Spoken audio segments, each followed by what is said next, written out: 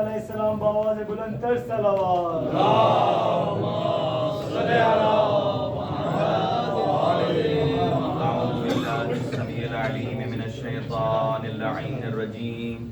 بسم الله الرحمن الرحيم.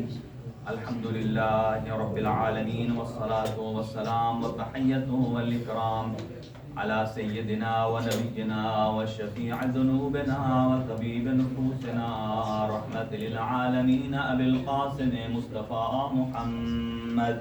اللهم صل على وعلى أهل بيته الطيبين الطاهرين المعصومين المنتخبين المنتجبين الذين أذهب الله عنهم الرجس وطهرهم تطهيرا.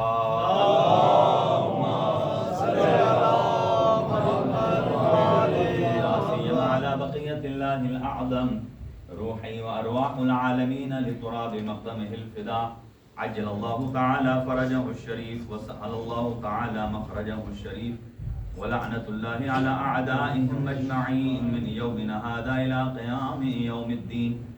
أما بعد فقد قال الله الحكيم في كتابه المتين بسم الله الرحمن الرحيم من يرد الله أن يهديه شرح صدره صدق الله العلي العظيم. اللهم صل على محمد وعلى محمد.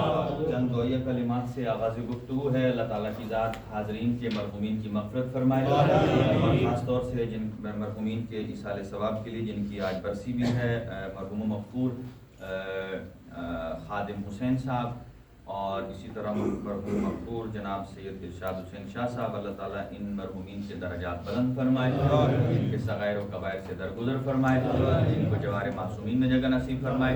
اسی طرح ایک اور مومن جن کا انتقال ہو گیا ہے اور برادر عامر صاحب کے پڑوسی ہیں, اللہ تعالیٰ ان مرحوم کے درجات بلند فرمائے, قبیل و گناہ معاف فرمائے اور جتنے حاضرین موجودین ہیں شرکاء مومنین مومنات سب کے مرحومین کے درجات کو بلند فرمائے. پروردگار بھیٹ کے محمد و اہل بیت محمد ان تمام مرحومین کو جوار معصومین میں جگہ نصیب فرما. ایک سب کے ایصال ثواب کے لیے ایک سورہ فاتحہ. بسم اللہ الرحمن الرحیم. الحمد للہ رب العالمین الرحمن الرحیم مالک یوم الدین ایاک نعبد و ایاک نستعین اهدنا الصراط المستقیم صراط الذین انعمت علیہم غیر المغضوب علیہم ولا الضالین. اللهم اجعلهم عندك في اعلی علیین واخلف على اہلہم فی الغابرین وارحمهم برحمتک یا ارحم الراحمین. اور آج کا جو تبرک کا اہتمام ہے وہ بھی مرحوم خادم حسین صاحب کی فیملی کی طرف سے ہے اور جناب سید ارشاد حسین شاہ صاحب کی طرف سے ہے. اللہ تعالیٰ ان دونوں مرحومین کے جو فیملی ہیں ان پر اپنی رحمت نازل فرمائے, ان کو صبر و تحمل کی توفیق عنایت فرمائے اور جو مریض ہیں ان کو شفاء کلی عنایت فرمائے. خاص طور سے جو مومنین عطبات عالیہ کی زیارات سے مشرف ہو کر واپس آئے ہیں جن کی طبیعت ناساز ہے, اللہ ان کو شفا نصیب فرمائے. خاص طور سے جناب ذوالفقار موسیٰ صاحب ان کی پوری فیملی جو ہے وہ بیمار ہیں کافی, اللہ تعالیٰ ان کو صحت اور تندرستی عنایت فرمائے. ایک اور مومنہ مریض ہیں اور ایک سیدزادہ ہیں, اللہ تعالیٰ ان کو شفا نصیب فرمائے. سید اعظم نقوی صاحب ان کی والدہ اور ان کی ہمشیرہ کو شفا کلی نصیب فرمائے اور جملہ اور مومنین جنہوں نے درخواست دعا کی ہے اللہ تعالیٰ ان سب کو شفا کلی عنایت فرمائے اور امام زمان کے ظہور میں تعجیل فرمائے. ہم سب کو امام رضا علیہ السلام کی بار بار زیارت نصیب فرمائے اور جتنے افراد زیارات سے مشرف ہو چکے ہیں اللہ ان کی زیارتیں قبول فرمائے اور جو خواہش رکھتے ہیں اللہ تعالیٰ کی ذات جلد از جلد اس خواہش اور حاجت کو پورا فرمائے. اپنی دعاؤں کی استجابت کے لیے ایک باواز بلند صلوات.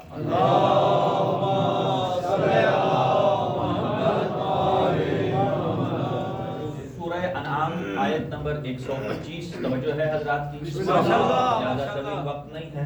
امام رضا علیہ السلام کی حیات طیبہ پر کچھ معلومات آپ کی خدمت میں گزار کرنا چاہوں گا. سورہ انعام آیت 125 ارشاد رب العزت ہے وَمَن يُرِدِ اللَّهُ اللہ تعالیٰ ان یہدیہ اللہ جس کو ہدایت دینا چاہتا ہے یشرح لہو صدرہ تو اس کے سینے کو آج ہم اس پر پڑھیں گے کہ کسی بندے کا سینہ کیسے کھلتا ہے.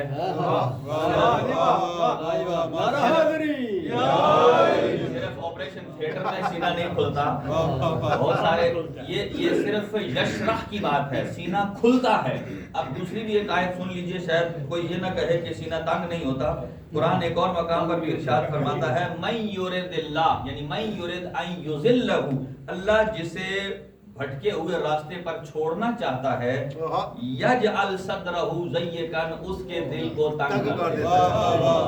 یہ تو آپ سب کو پتا ہے کہ دل کی شریانیں کھلی ہوں تو آدمی فٹ فاٹ ہوتا ہے، اور جیسے ہی دل کی شریانیں، آرٹریز، والوز جتنے کم ہوتے ہیں اتنے انسان کے چانسز کم ہو جاتے ہیں۔ آپ یہی سمجھ لیجئے ہدایت بھی ایسے ہی ہے، اگر آپ نے ہدایت کا کھلا جادہ، کھلی سڑک، ہائی وے لی ہے تو یقیناً آپ اپنے مقصد تک پہنچیں گے، لیکن اگر آپ نے ہدایت کے لیے چھوٹی گلی کا انتخاب کیا ہے تو پتہ نہیں کس جگہ وہ مڑ جائے، کس جگہ بند ہو جائے، تو آپ کی گارنٹی نہیں ہے۔ اب نعرہ تو اس جملے پر آئے گا جس کے پاس اللہ تک پہنچنے کے لیے کوئی تنگ گلی بھی نہیں ہے، لوگ اس کے پیچھے چل کر کیسے ہدایت لے سکتے ہیں؟ ہم تو وہ ہیں کہ اللہ تک پہنچنے کے لیے اللہ نے ہمیں 12 آٹو روٹ عطا کر دیا۔ آٹو روٹ کا مطلب کیا؟ ہائی وے، یعنی وہ کوئی چھوٹی وے نہیں ہے، ہائی وے جس پر صرف لیکن یہ بات یاد رکھیے کہ ہائی وے پر گاڑی ایسے نہیں پہنچ جاتی۔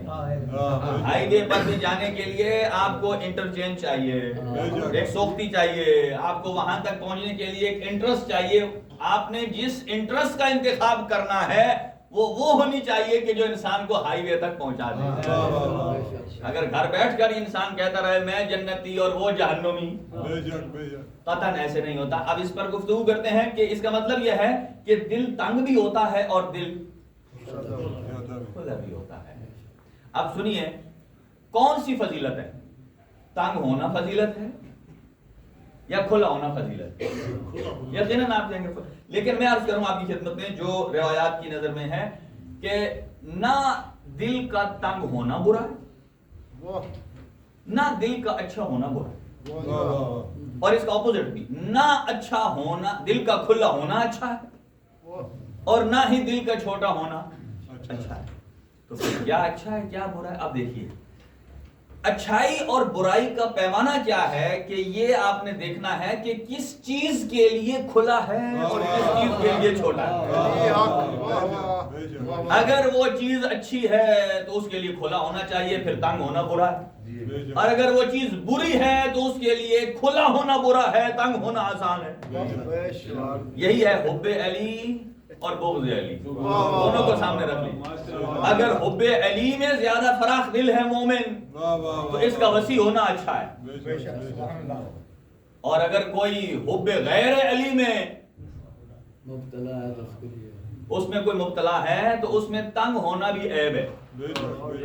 صرف کھلا ہونا عیب ہی نہیں ہے بلکہ اس میں تنگ ہونا بھی عیب ہے۔ اسی لیے اس چیز کو دیکھنا پڑتا ہے کہ وہ چیز کون سی ہے۔ جیسا کہ ہم خرچ اخراجات کرتے ہیں تو خرچ اخراجات کرنا ایک آتا ہے اسراف میں اور ایک آتا ہے سخاوت میں۔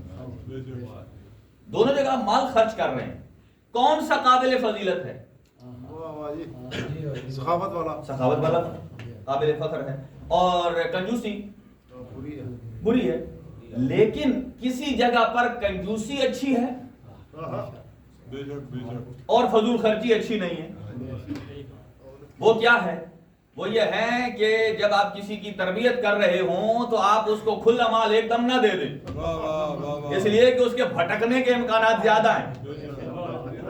وہاں تھوڑا تھوڑا گریجولی آپ اس کو دیں تاکہ اس کی تربیت کا ایک حصہ ہے۔ تو لہٰذا نہ برا ہونا، چھوٹا ہونا، تنگ ہونا برا ہے، نہ کھلا ہونا، وسیع ہونا برا ہے، بلکہ دیکھنا ہے کس چیز کے بارے میں تنگ ہوتا ہے اور کس چیز کے بارے میں کھلا ہوتا ہے۔ یہاں دو روایتیں، دو آیات اور عرض کرتا ہوں آپ کی خدمت میں کہ اللہ تعالیٰ کی ذات نے دو چیزیں بیان کی ہیں قرآن مجید میں، ایک ہے دل اور ایک ہے سینہ۔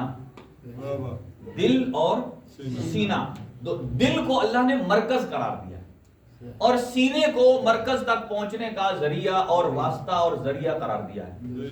یعنی کہ دل وہ ہے کہ جو معارف الہیہ کو سمجھتا ہے، جو اہل بیت کی فضیلت کو سمجھتا ہے، جو قرآن کے فرمان کو سمجھتا ہے، یہ ہے جس کے اندر سما سکے اسے کہتے ہیں دل۔ سینہ کسے کہتے ہیں؟ سینہ اس راستے کو کہتے ہیں کہ جو آپ کو معارف تک پہنچاتا ہے۔ اگر آپ معارف تک پہنچیں گے نہیں تو معارف کو سمیٹیں گے کیسے؟ جس کی ایک مثال لیتا ہوں، بینک، سب کے پاس اکاؤنٹ ہے. اگر آپ نے، خیر اب تو وہ سلسلہ ختم ہو گیا ہے، اب اے ٹی ایم یوز ہوتا ہے. پہلے ہوتا تھا کہ آپ کیش وہاں سے جا کر لیتے تھے، تو آپ وہ تبھی لے سکتے تھے کہ جب بینکنگ ہاورز ہوتے تھے، اس کے علاوہ نہیں لے جا سکتے تھے. تو بینک کیسے کہتے ہیں کہ جس کے اندر مال کا خزانہ جمع ہونے کی صلاحیت ہے. تو اگر آپ رات کو جائیں تو بینک آپ کو نہیں دے گا. اس کا مطلب کیا ہے کہ بینک کے پاس پیسے نہیں ہیں، اس کے پاس خزانہ ختم ہو گیا ہے؟ نہیں. مطلب کیا ہے کہ وہاں خزانے تک پہنچنے کا ٹائم نہیں ہے یا راستہ بند ہے. تو یہاں دو چیزیں سمجھنی ہیں.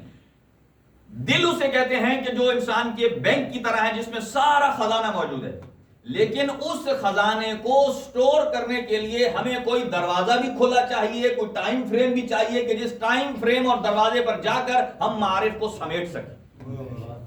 تو اب دیکھ لیجئے، دل کو اللہ نے مرکز قرار دیا اور چھاتی کو جو سینہ ہے اسے اس تک پہنچنے کا دروازہ قرار دیا ہے. اب سمجھ لیجئے، آسان مثال کرتا ہوں. حضور نے ارشاد فرمایا انا مدینۃ العلم وعلی بابها، گویا علم کا مرکز میں مصطفیٰ ہوں اور اس کا دروازہ علی ہے.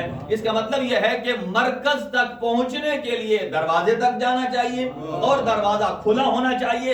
اب قرآن مجید میں کہیں نہیں آیا کہ اللہ نے کہا کہ یوسوسو، کہ شیطان دلوں میں وسوسہ دیتا ہے. نہ، یوسوسو فی صدورہم، وہ سینوں میں وسوسہ دیتا ہے. اس کا مطلب یہ ہے شیطان نے بھی کہا میں مرکز تک تو پہنچ نہیں سکتا، میں دروازے پر بیٹھوں گا، لوگوں کو دروازے سے گمراہ کروں گا. نہ دروازہ کھلے گا، نہ دروازے سے جائیں گے، نہ معارف تک پہنچیں گے.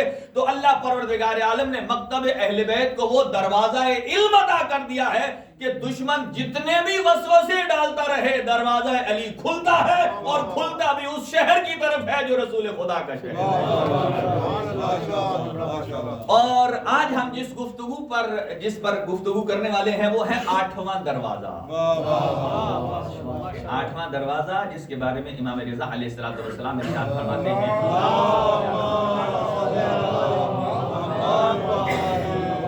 اب کتنا فرق ہے سینے کے کشادہ ہونے میں. اب دیکھیں یہاں ایک اور چھوٹی سی مثال عرض کرتا ہوں. حضرت موسیٰ علیہ السلام نے کہا رب اشرح لی، میرے سینے کو ریکویسٹ کی، اے اللہ تو میرے سینے کو کھول دے. اور حضور پاک کو اللہ نے کیا فرمایا؟ الم نشرح لک صدرک، کیا ہم نے آپ کے سینے کو کھول نہیں دیا؟ یعنی جو اپنے سینے کے کھلا ہونے کو اللہ سے درخواست کرے وہ حضرت موسیٰ ہیں، اور جنہیں اللہ خود فرمایا آپ کے سینے کو کھول دیا ہے وہ محمد مصطفیٰ. اب مجھے بتائیے کہ جس کو خود اللہ فرمایا آپ کے سینے کو کھول دیا ہے، کشادہ کر دیا ہے، اب کوئی کہے کہ ہم نبی کا سینہ چاک کروائیں جبرائیل سے، پھر آب زمزم سے دھلوائیں، پھر پاک کر. مجھے بتائیے آب زمزم کیا ہے؟ آب زمزم چھوٹے نبی کے پیروں کے رگڑنے کی جگہ ہے. حضرت اسماعیل چھوٹے نبی ہیں نا، سید الانبیاء تو سرکار دو عالم صلی اللہ علیہ وسلم کی ذات ہے. چھوٹے نبی کے پیروں سے نکلنے والا پانی، کوسچن ہے کیا وہ بڑے نبی کو پاک کر سکتا ہے؟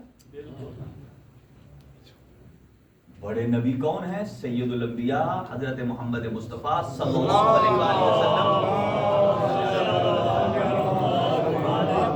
جو کائنات کا سب سے بڑا وجود ہے اللہ تعالیٰ کی ذات کے بعد. تو 8واں دروازہ امام علی رضا علیہ السلام کا ہے، اور اللہ تعالیٰ کی ذات ہم سب کو بار بار زیارت نصیب فرمائے. 7ویں امام ارشاد فرماتے ہیں کہ جو امام رضا کی زیارت کرتا ہے اللہ تعالیٰ اس کو 8 ہستیوں سے ملواتا ہے. 4 من الاولین و 4 من الاخرین، 4 پہلوں میں سے ملوائے گا، 4 آخروں میں سے. پہلے میں سے کون ہے؟ حضرت نوح، حضرت ابراہیم، حضرت موسیٰ، حضرت عیسیٰ. کیا کمال ہے، دنیا میں رہتے ہوئے ان انبیاء سے تو مل نہ سکے، امام رضا کی زیارت کی،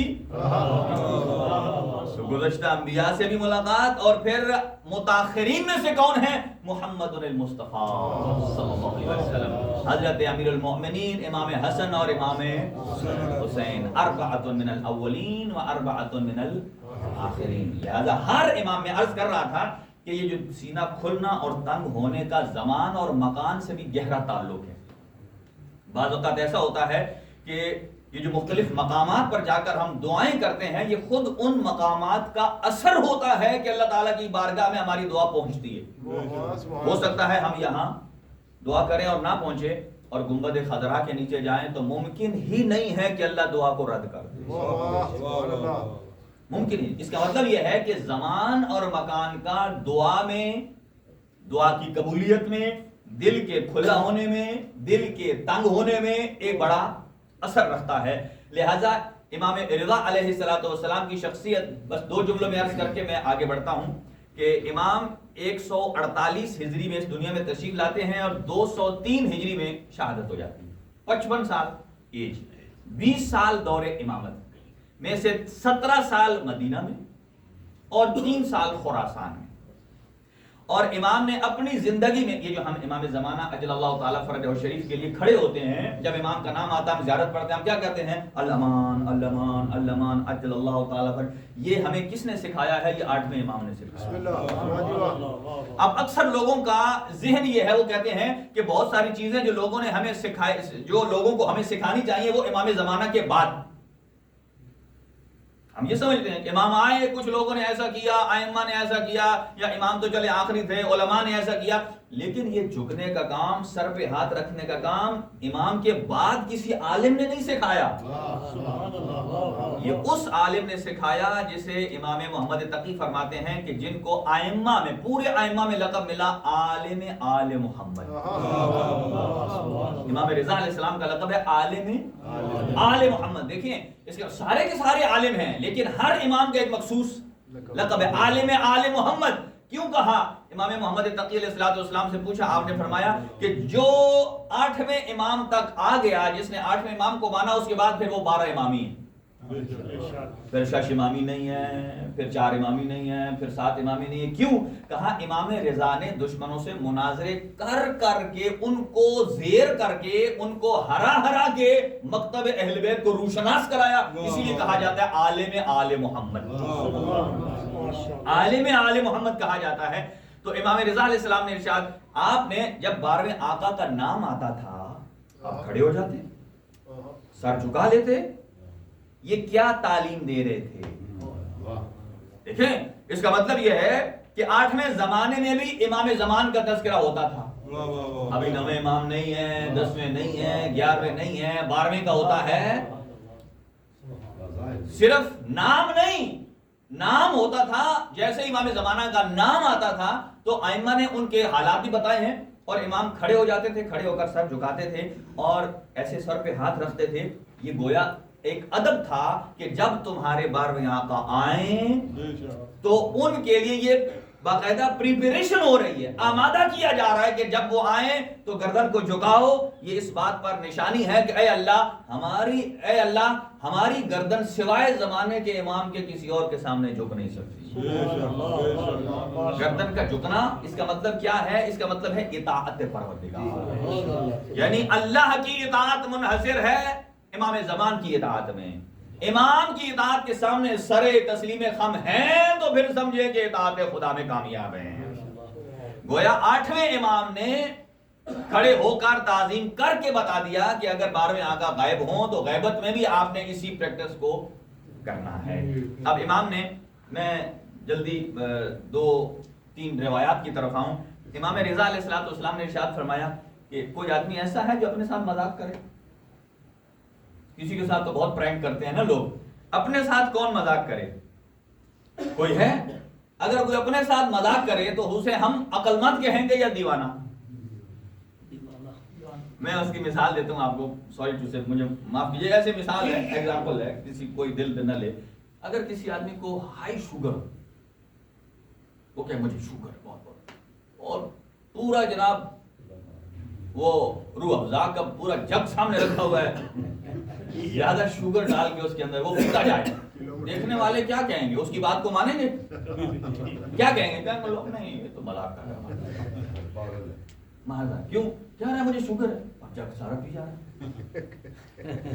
इसका मतलब क्या है कि जिस मर्ज में इंसान मुब्तला हो, उस वो चीज के लिए उस मर्ज में इजाफे का बायस बनती है, उससे क्या करना चाहिए? परहेज करना चाहिए। अब सुनिए, 8वें इमाम इरशाद फरमाते हैं 7 किस्म के लोग अपने साथ मजाक करते हैं। ये बातें कम बयान होती है ना। 7 किस्म के आदमी हैं जो अपने साथ प्रैंक करते हैं, यानी आज का लफ्ज है प्रैंक ही है ना, किसी को धोखा देना है तो साथ धोखा देते हैं। मन इस्तग़फ़र बिलिसानिही वलम यंदम बिक़ल्बिही फ़क़द इस्तहज़अ बिनफ़्सिही, कि जो आदमी जुबान से कहता है अस्तग़फ़िरुल्लाह रब्बी व अतूबु इलैहि और उधर अमल से गुनाह करता जा रहा है। जुबान से या अल्लाह मुझे माफ कर दे, या अल्लाह मुझे माफ कर दे, इधर से भी माल मेले लपेट लिया, इधर से माल मेले लपेट लिया, इधर से माल, या अल्लाह मुझे माफ कर। फरमाया फ़क़द इस्तहज़अ बिनफ़्सिही, ये अपने साथ मजाक कर रहा, या तो तौबा न करे या इस्तिग़फ़ार कर रहा है, तो या फिर वो काम जो इस्तिग़फ़ार का बाइस बना है गुनाह, उसे छोड़ दे। जैसे कि जब ये आयत नाज़िल हुई ना, मन जाअ बिल हसनति फलहु अशरु अमसालिहा, जो एक नेकी करे उसको एक के बदले 10 मिलेंगी, और अगर एक गुनाह करे तो एक के बदले 1 ही गुनाह मिलेगा। नबी ने जब ये आयत सुनाई तो एक सहाबी था, और उसे सहाबी कहते हैं, मस्जिद से बाहर निकला तो आगे उसने 3 जगह से चोरी कर ली। एक जगह से मार्केट लगी हुई थी, एक जगह से कपड़े का जोड़ा उठा लिया, एक जगह से जूता उठा लिया, एक जगह से कोई सेब उठा लिया। आगे लाइन में फकीर मस्जिद के पास बैठते हैं बाहर, उसने एक को लिबास दे दिया, एक को सेब दे दिया, एक को जूता दे दिया। तो किसी ने पूछा ये क्या कर रहा है? कहा रहा है खुदा मैं इन्फाक कर रहा हूँ, इन्फाक कर रहा हूँ। कहा ये उधर से चोरी और इधर इन्फाक, ये कैसा है? कहा देख, नबी ने फरमाया एक नेकी पर कितनी मिलेंगी? 10। मैंने कितनी नेकियां की? 3। कितने हो गए? 3 मल्टीपल 30। और गुनाह एक पर 1 मिलेगा, मैंने गुनाह कितने किए? 3। कहा अक्लमंद आदमी हो, 30 में से 3 माइनस करो पीछे, मैं फिर भी कामयाब। यानी बजा में खुद अपने आप को ये कह रहे हैं। इसका मतलब क्या है? इसका मतलब हुजूर ने ये नहीं फरमाया, फरमाया कि जिस काम की बुनियाद अगर तकवा पर है, जिस काम की बुनियाद परहेजगारी पर है, उसमें अल्लाह देता है 1 के बदले 10। लेकिन जो किसी का माल चोरी कर लिया हो, आगे दे दिया हो, तो वो तो उल्टा, न सिर्फ ये कि 1 गुनाह है, अब डबल गुनाह है। क्यों? इसलिए हो सकता है ये माल जिसका इसने चुराया है, अगर वो अपनी मर्जी से देता तो सवाब होता, इसने चुरा कर दिया, एक चोरी का गुनाह, एक गस्बी माल जो अपना माल भी नहीं था, माले मजहूल उठाकर किसी और को दे दिया। तो पहली चीज कि जो अस्तगफिरुल्लाह रब्बी व अतूबु इलैह कहता है और फिर दिल से पशेमान नहीं होता, वो अपने साथ क्या कर रहा है? ये एक चीज है, बस 7 मजाक पढ़ने हैं। मन सअल तौफीक, जो अल्लाह ताला से तौफीक मांगता है, वलम यज्तहिद फक़द इस्तहज़अ बिनफ़्सिही, अल्लाह ताला से कहता है या अल्लाह मुझे ज़ियारतों पे जाने की तौफीक लेकिन जब पासपोर्ट देने की बारी आती है, बड़ा लंबा खर्चा, बड़ी गर्मी, देखो कुछ पाने के लिए कुछ खोना पड़ता है। देखें पाक पैगंबर ने इरशाद फरमाया अफदलुल आमाल अहमजुहा, वो अमल जो ट्रे में हलवे की तरह रख कर दे दिया जाए और हम खा लें, इतना आसान हो, उसका सवाब उससे कम है जो मुश्किल में अमल किया जाए। यकीनन जिस अमल में मुश्किलात हैं उसी में सवाब अल्लाह ने ज्यादा रखा है, क्योंकि अल्लाह सवाब देता है ज़हमत का। इंसान जितनी, इसीलिए जो उलमा हैं उनके जो इस्तिलाह होती है ना, अगर किसी को वो मसलन कोई आदमी आता है, उसको जो हजीना देते हैं या खर्चा देते हैं, तो वो उसे क्या कहते हैं? या हजीना सफर कहते हैं, या उसे कहते हैं हक़ ज़हमत, कि उसकी ज़हमत का हक है, वगरना ना उसका अजर तो कोई अता नहीं कर सकता। तो फरमाया कि जो आदमी अल्लाह से तौफीक को मांग रहा है लेकिन उस राह पर अपने आप को डालता नहीं, अपने साथ मजाक कर रहा है। मतलब एक आदमी कहता है या अल्लाह तो मुझे तौफीक दे, इतना माल मेरे पास आ जाएगा तो मैं खुम्स भी दूंगा, ज़कात भी दूंगा, इमाम बारगाह में सब कुछ रेनोवेशन के लिए खर्चा दे दूंगा। अल्लाह देता है लेकिन फिर ये आगे से हिम्मत نہیں بنتی. اسی لیے کہا جاتا ہے کہ اللہ تعالیٰ کے راستے میں دینے کے لیے جگر بھی چھوٹا نہیں چاہیے بلکہ وسیع چاہیے. تو کتنے مذاق ہو گئے؟ تیسرا آپ ارشاد فرماتے ہیں من استحزم ولم يحذر فقد استهزأ بنفسه. جو دور اندیشی کو اللہ سے مانگتا ہے, خود بڑا ہی کہتا ہے کہ میں تھنک ٹینک ہوں, میں 50 سال کی پلاننگ کرتا ہوں. پلاننگ 50 سال کی ہے لیکن پریکٹیکل کام زیرو. کہا جو آدمی پلاننگ 50 سال کی کر رہا ہے لیکن پریکٹیکلی کچھ نہیں کر رہا تو وہ پلاننگ کوئی کام نہیں. تو گویا سمجھیں کہ یہ اپنے ساتھ پلاننگ کر کے اور کام نہ کر کے اپنے ساتھ مذاق کر رہا ہے. 2 مذاق ہو گئے. تیسرا من سأل اللہ الجنہ, جو اللہ تعالیٰ سے جنت کا سوال کرتا ہے. یقیناً ہم سب کا سوال ہے یا اللہ, ایک دفعہ آمین کہیں, یا اللہ ہمیں جنت الفردوس میں جگہ عطا فرما. اچھا کئی لوگ کہتے ہیں آقا صاحب یہ دعا نہ مانگو, یہ صرف مردے کے لیے مانگتے ہیں. بھائی مردے کے لیے مانگے یا اللہ ہمیں جنت میں. بھائی مردے کے لیے کیا زندہ نہیں دعا کر سکتا؟ ضروری ہے کہ ہم مر کے تو کسی سے دعا کروانی ہے, خود اپنے لیے کیوں نہ دعا کر کے جائیں. من سأل اللہ الجنہ, جو اللہ سے جنت کا سوال کرتا ہے اور ولم یصبر علی الشدائد, اور مشکلات پر صبر نہیں کرتا, فقد استہزأ بنفسہ, وہ اپنے نفس کے ساتھ مذاق کر رہا ہے. اب اگلا سنیے, فرمایا وَمَن تَعَوَّذَ بِاللَّهِ مِنَ النَّارِ, جو اللہ سے جہنم کی آگ سے بچنے کی پناہ مانگتا ہے, کہتا ہے یا اللہ جہنم سے مجھے بچا. لیکن وَلَمْ يَتْرُكِ الشَّهَوَاتِ, لیکن دنیا کی لذتوں کو چھوڑتا ہی نہیں. دنیا کی لذتیں بھی حاصل کرنی ہیں اور جہنم سے بھی بچنا. یہ وہی ہے کہ شوگر والا کہے کہ میں نے شوگر سے بھی بچنا ہے اور جاگرو افزا کا بھی. کلو مٹھائی کھا لینی, 5 چاہ پی کی. ہاں جی, کلو مٹھائی کھا لینی میٹھے والی, چاہ پی کی. تو مراد یہ, اس کا مطلب یہ ہے کہ پلاننگ ان کی ٹھیک ہے لیکن اس پر پریکٹیکل نہیں ہے. لہذا تعوذ یعنی کہ جہنم سے. اسی لیے امیر المومنین ارشاد فرماتے ہیں, کسی نے کہا کہ یا علی ہماری دعا قبول نہیں ہوتی. آپ نے فرمایا مجھے یہ بتاؤ کہ تم اس جہنم سے بچنے کی اللہ سے دعا کرتے ہو, دعا میں جہنم سے بچنے کی دعا ہے, لیکن پریکٹیکلی تم وہ کام کر رہے ہو جو تمہیں جہنم کی طرف لے کر جا رہا ہے. جیسا کہ حضور صلی اللہ علیہ وسلم کے پاس ایک مرد آیا اور اس نے کہا یا رسول اللہ میں دعا کرتا ہوں قبول نہیں ہوتی. آپ نے فرمایا 5 آدمیوں کی دعا کبھی قبول نہیں ہوتی, ایک بتاتا ہوں. کہا کون سی؟ دیکھیں ایگزامپل حضور نے کیسے دی, یہ ایگزامپل ہماری زندگی میں ہے, اب ضروری نہیں ہے اس زمانے کا. آپ نے فرمایا کہ کوئی دیوار ہو, سنیے گا, دیوار ہو اور وہ گرنے والی ہے, بالکل ایک جھٹکے کی مار, کوئی آدمی اس دیوار کے پاس سے گزر رہا ہو اور ادھر سے کریک کی آواز آ رہی ہے, دیوار گرنے والی ہے. فرمایا دیکھیں مانگنے والے نے کہا میری دعا قبول نہیں ہوتی. حضور ایگزامپل دے رہے ہیں کہ دیوار گرنے والی ہو, اس کے پاس سے گزرنے والا ہو, وہ کریک کی آواز سن رہا ہے لیکن اپنے قدم جلدی سے اٹھا نہیں رہا. کہا اس آدمی کی دعا کبھی قبول نہیں. اب بتائیے کیوں؟ اس مثال میں کیا چھپا ہے؟ اس مثال میں چھپا ہے دعا بھی قبول ہوتی ہے حکمت کے تقاضوں پر. حکمت کا تقاضا کیا ہے؟ عقل کیا کہتی ہے؟ نظام طبیعت کیا ہے کہ دیوار گرنے والی ہے, جب کریک کی آواز آئی ہے تو ہمیں اپنی جان بچانی اور جلدی قدم اٹھانے. اس کا مطلب ہے جلدی قدم اٹھائیں گے تو اس کا مطلب یہ ہم عاقل ہیں, ہم پورے وقت سے اپنے آپ کو بچا رہے ہیں. تو یہ تو دیوار تھی جس سے ہم اپنے آپ کو بچا رہے ہیں. تو جو کریک سنے اور جلدی نہ چلے, گویا اپنے آپ کو اس دیوار کے گرنے سے نہ بچائے, تو اس کی دعا کبھی قبول.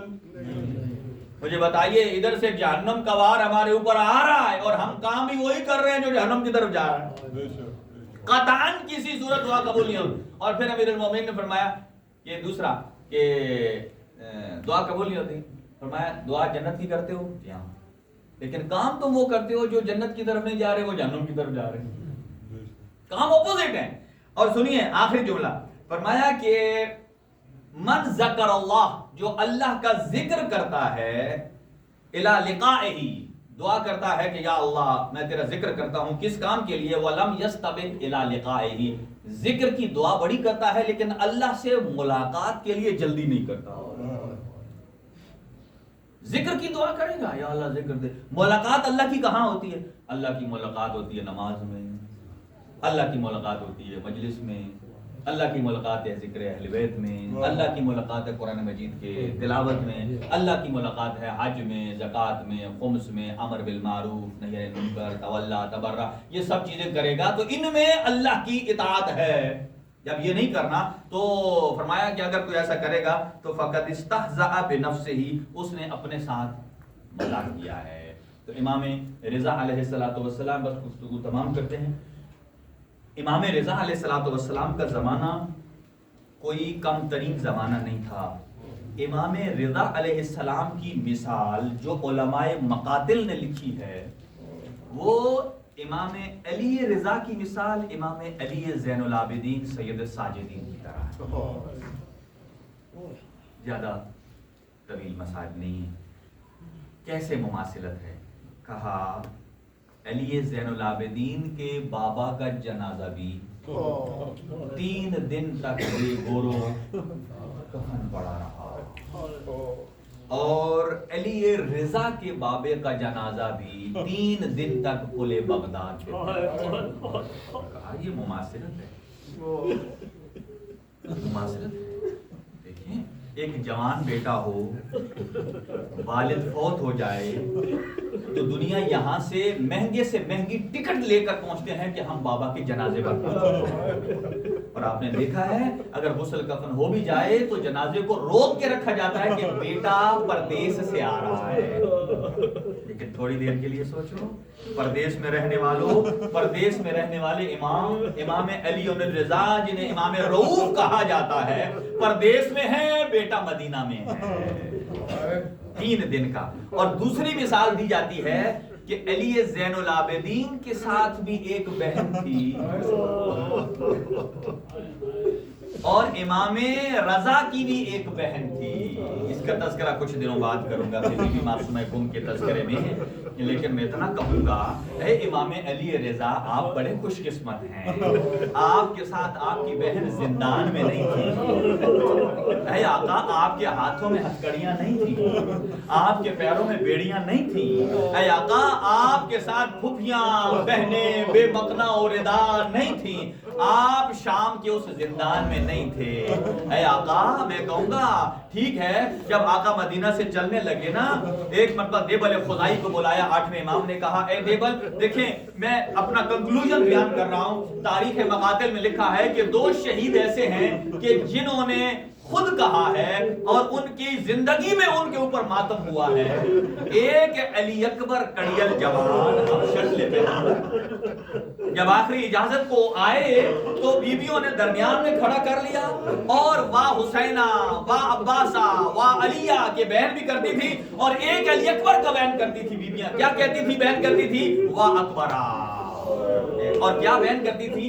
ارحم علی غربتنا، اے اکبر ہم پر رحم کرنا، ہم پردیس میں نہیں ہیں اور تو ہمارے جد کی شکل والا ہے۔ اور بیویوں نے علی اکبر کے وجود پر گریہ کیا، یہاں تک کہ غش کھا جاتی تھی۔ اور جب مدینہ سے نکلنے لگے نا، اور دیبل خزائی نے کچھ مرثیے پڑھے، اور اس کے بعد امام رضا نے فرمایا اے دیبل اس میں ایک جملہ اور اضافہ کر لیں، اور دیبل نے جب یہ جملہ پڑھا نا کہ اے بی بی فاطمہ الزہرا، آپ کا ایک بیٹا آپ کے پہلو میں ہے، ایک بیٹا کربلا میں ہے، نہ جانے آپ کیسے مدینہ میں رہتی ہیں، کبھی آپ اپنے ایک بیٹے کی قبر پر جاتی ہوں گی، کبھی کربلا جاتی ہوں گی، پھر کبھی جنت البقیع آتی ہوں گی، پھر موسیٰ کاظم کے پاس جاتی ہوں گی۔ جب یہاں تک دیبل خدائی پہنچا نا، اور امام نے فرمایا دیبل ایک اور اس مرثی میں جملہ اضافہ کر لے، وَقَبْرٌ بِدُوسٍ يَا لَهَا مِن مُصِیبَةٍ، کہ ایک مصیبت والی قبر بنے گی، ایک قبر دوس میں بھی بنے گی۔ اور ایک مرتبہ پکار کے کہتے ہیں دیبل خدائی آقا یہ دوس میں کس کی قبر بنے گی؟ فرمایا وہ تیرے 8ویں امام رضا کی بنے گی، اجرکم علی اللہ۔ جب یہ جملہ سننا تھا، اور جب خیام میں بیویوں تک یہ آواز پہنچی اور ایک مرتبہ ایک کنیز کو بھیجا بی بی معصومہ کم نے، کہا جاؤ میرے بابا میرے بھائی کے یہ جو شاعر ہے اس سے روک کر کہو کہ اس کے بعد یہ جملہ نہ پڑھنا۔ کہا کیوں؟ کہا یہ صرف جملہ سنا ہے تو معصومہ کم بے ہوش ہو گئی۔ میں کہوں گا بی بی معصومہ کم آپ نے ابھی صرف غریب طوس کی شہادت کی اور قبر کی خبر سنی ہے اور آپ بے ہوش ہو گئی ہیں، لیکن ہائے زینب کبریٰ، ہائے علی و بطول کی بیٹیاں، ہر جگہ جگہ پر ایک مقام تو وہ آیا جب کربلا میں خیمے لگے نا، ایک مرتبہ کہتی ہیں مولا حسین سے، اے حسین ذرا آدھی رات کے وقت مجھے یہاں کسی بیوی کے رونے کی آواز آتی ہے۔ ایک مرتبہ جب خیام سے نکل کر دیکھا اور کہا اے میری بیٹی زینب تو اتنی اجڑ گئی ہے اپنی ماں زہرا کے لہجے کو بھی نہیں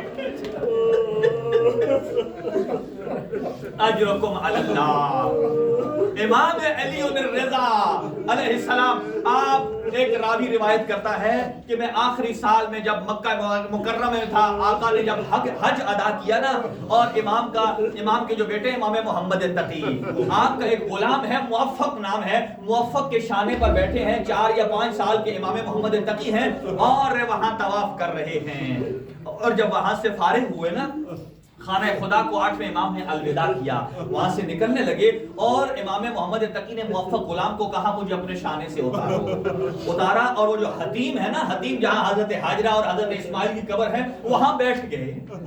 امام رضا نے فرمایا موفق آئیے چلیے، موفق نے کہا آقا محمد تقی چلیے، کہا نہیں محمد تقی نہیں جائے گا جب تک اللہ کی اجازت نہیں ہوگی۔ موفق نے آقا کو بتایا آقا محمد تقی نہیں آ رہے ہیں۔ امام رضا آئے، اپنے بیٹے سے کہا اے میرے آقا زادے، اے میرے بیٹے، اے میرے لخت جگر کیوں نہیں آتے ہو؟ کہا اے میرا بابا آج تو آپ خانہ خدا کو ایسے الوداع کر رہے ہیں جیسے لگتا ہے کہ آپ دوبارہ پلٹ کر نہیں آئیں گے۔ کہا اے میرا بیٹا محمد تقی آئیے، یہ نظام الہیہ ہے، میرے بعد جانشین آپ ہیں۔ یہاں مکہ سے مدینہ پلٹ جاتے ہیں اور اپنے ساتھ امام محمد تقی کو لے جاتے ہیں۔ 8ویں امام نے امام محمد تقی کے دونوں ہاتھوں کو رسول اللہ کی قبر پہ رکھ دیا اور رکھ کر کہا اے نانا یہ میرا بیٹا محمد تقی اب آپ کے حوالے، اب آپ کی امت مجھے مدینہ رہنے نہیں دیتی ہے۔ وہاں سے الوداع کیا، امام خراسان پہنچے، 3 سال دور حکومت بھی رہا ولی عہدی۔ بس 1-2 جملے سنیے۔ اور ایک مرتبہ ابا سلط ہے نا، خواجہ ابا سلط، ان کی قبر وہی ہے، مسجد کے گرد و اطراف میں ہے، اور ابا سلط سے کہا اے ابا سلط ابھی مامون نے مجھے بلایا ہے اور دربار میں، لیکن یاد رکھنا کہ جب میں پلٹ کر آؤں اگر میرا سر برہنہ ہو تو مجھ سے بات کرنا، اور اگر میرا سر ڈھانپا ہوا ہو تو پھر مجھ سے بات نہ کرنا، سمجھ لینا کہ مجھے زہر دے دیا گیا ہے۔ جب بلایا امام وہاں گئے، زہر انگوروں میں تھی، بعض روایات میں ہے کھجور میں تھی، بعض میں ہے انار میں تھی، اور امام کو کھانے کا حکم دیا۔ 2 انگور کھائے، اس نے اصرار کیا اور کھائیے، امام نے رکھ دیا اور وہاں سے چل دیے۔ مامون پوچھتا ہے کہ کہاں جا رہے فرزند پیغمبر؟ اب پلٹ کر کہتے ہیں جہاں تو نے بھیج دیا ہے۔ اللہ کسی کو زہر نہ دے۔ اور جب آگے ابا سلط نے دیکھا کہ آقا کے سر کے اوپر کپڑا موجود ہے، پوچھا نہیں اور اندر چلے گئے بستر پر، اور 3 دن تک بستر پر تڑپتے رہے۔ آپ جانتے ہیں کہ جس کو زہر دے دیا جاتا ہے اور شدت حرارت کی وجہ سے اور پیاس میں اضافہ ہو جاتا ہے، اور کوئی پاس پانی دینے والا بھی اگر موجود نہ ہو، بیٹا بھی موجود نہ ہو، اتنے میں ابا سلط سے کہا اے ابا سلط ابھی میرا بیٹا مدینہ سے آئے گا۔ ابا سلط وہیں ڈیوڑی کے باہر موجود تھے، کیا دیکھتے ہیں ایک گھنگریالے بالوں والا خوبصورت جوان ہے جو دروازے بند ہیں لیکن بند دروازوں کے اندر داخل ہو جاتے ہیں۔ ایک مرتبہ جب آقا کے پاس جاتے ہیں آگے، ابا سلط کہتا ہے کہ اے فرزند، اے نوجوان آپ کون ہیں؟ کہا اے ابا سلط تیرے زمانے کی حجت ہے۔ کہا آپ کیسے آگے؟ دروازے بند تھے۔ کہا اے ابا سلط جو اللہ مجھے مدینہ سے خراسان لا سکتا ہے वो बंद दरवाजों के मुझे अपने बाबा के पास ला सकता है। अब असद रिवायत करते हैं जैसे इमाम मोहम्मद तकी आए और अपने आप को अपने बाबा अली रजा के ऊपर गिरा दिया। कहा काफी देर तक दोनों ने बाहें गले में डाली रखी और रोते रहे, असरारे इमामत को सुपुर्द किया और फरमाया ऐ मेरा बेटा ज़िमाम इमामत तेरे पास है, मुझे गुस्ल भी खुद देना और दफन भी उस मकाम पर करना, ये बता दिया। और एक वक्त वो आया कि अबा सल्त कहता है मेरे आका इमाम मोहम्मद तकी के रोने की आवाजें बुलंद हो गई और रोने की आवाजें बुलंद, मैं समझ गया कि आका इमाम रजा की रूह परवास कर गई है। और एक मर्तबा जब ये जुमले सुने और एक मर्तबा इमाम मोहम्मद तकी ने फरमाया ऐ अबा सल्त जाओ और उस सामने वाले कमरे से तख्त भी ले आओ और पानी भी ले आओ। कहा आका वहां तो कोई तख्त नहीं है, वहां कोई पानी नहीं है। कहा अबा सल्त शिया वो होता है जो इमाम के हुक्म को मानता है। कहता है मैं जब वहां गया मैंने देखा एक तख्त भी पड़ा हुआ है, पानी भी पड़ा हुआ है, मैं लेकर आया, इमाम ने गुस्ल दिया और उसके बाद फरमाया जाओ फुला उस कमरे में जाओ, वहां से कफन भी ले आओ और हुनूद का सामान भी ले आओ। और मैं वहां से हुनूद का सामान भी ले आया। कहा इमाम मोहम्मद तकी ने अपने बाबा को हुनूद भी किया, कफन भी पहनाया। मैं कहूँगा ए आका इमाम रज़ा, आप जिस मज़लूम करबला को याद करके रोते थे ना, मुहर्रम का जब चांद नजर आता तो लोग मुहर्रम को चांद से नहीं पहचानते थे, इमाम रज़ा के घर से गिरिए की आवाज से पहचानते थे। आका इमाम रज़ा जिस हुसैन को आप रोते थे, आपको तो काफूर भी मिला है, आपको तो कफन भी मिला है, लेकिन जनाब ज़हरा ने बेटी ज़ैनब को वसीयत की थी ए मेरी बेटी ये 4 कफन है, एक नबी मुअज़्ज़म का, एक मेरा, एक तेरे बाबा का, एक हसन का। ये काफूर जिब्राइल लाए थे, 4 हिस्सों में तकसीम किया। ज़ैनब आलिया ने पूछा ए अम्मा आप पंचतर पाक तो 5 हैं, लेकिन काफूर के 4 हिस्से क्यों हैं, कफन 4 क्यों है? कहा मेरे बेटे हुसैन का कफन नहीं है, उसे अपने खून से गुस्ल मिलेगा और खाके करबला से हुदूद दिया जाएगा। अजरुकुम अल्लाह। इमाम मोहम्मद तकी ने जनाजा पढ़ा और मामून ने पूरा 1 दिन और 1 रात जनाजे को छुपाए रखा।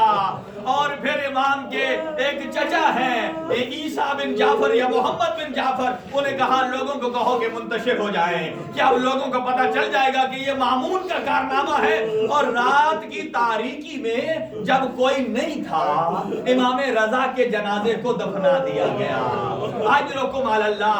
इमाम मोहम्मद तकी ने न्याज़ हुसैन आखिरी जुमला है, एक फिकी मसला बताता हूं कि जब मैयत को कब्र में उतारा जाता है ना, न्याज़ हुसैन जब मैयत को कब्र में उतारते हैं ना तो 2 काम करते हैं। मैयत के कफन बंद जो बंद होते हैं कफन के, उन्हें खोल दिया जाता है और दूसरा काम मैयत के सर को किबला रुख कर दिया जाता है।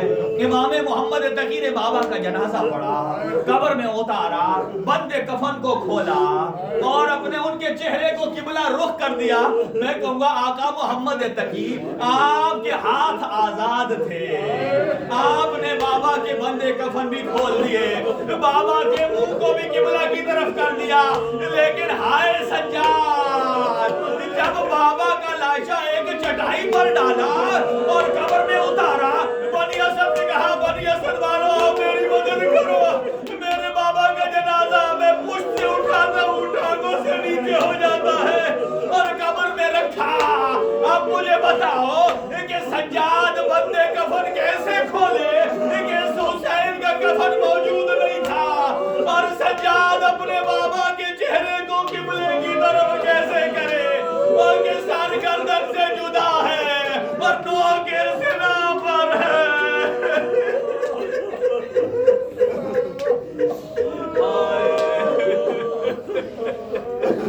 मातमे हुसैन या हुसैन